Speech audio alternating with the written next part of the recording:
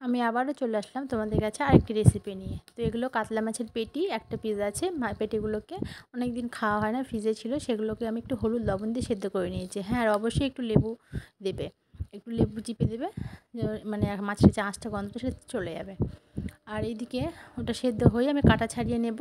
এদিকে একটু একটা পেঁয়াজ দিয়েছি, আদা কুচো, রসুন কুচো দিয়ে সুন্দর করে ফ্রাই করে ওর মধ্যে দুটো আলু আমি ম্যাশ করে রেখেছিলাম। ছোটো সাইজের দুটো আলু, তোমরা তোমাদের পরিমাণ মতোই দেবে।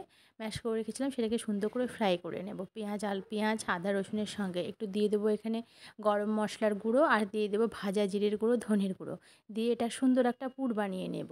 পুর বানিয়ে নিয়ে এটাকে এবার আমি হাত দিয়ে কাটলেটের শেপ দেবো।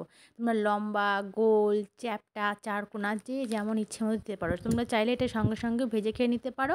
আর যদি মনে করো সঙ্গে সঙ্গে খাবে, তাহলে তোমরা পেঁয়াজ এখানে কাঁচা, সমস্ত কাঁচাগুলো দিলেও হবে। আমি যেহেতু এটাকে স্টোর করে রাখবো, সেই জন্য একটা পুর বানিয়ে নিলাম। আর যদি মনে করো সঙ্গে সঙ্গে খাবে, কাঁচা পেঁয়াজ দিলেও হবে।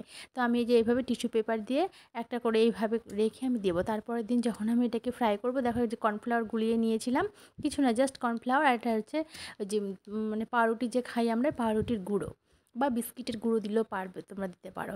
তারপরে আমি এটাকে শ্যালো ফ্রাই করেছি, তোমরা চাইলে ডিপ ফ্রাই করে নিতে পারো।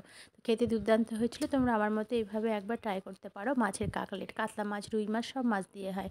টাটা, সবাই খুব ভালো থেকো।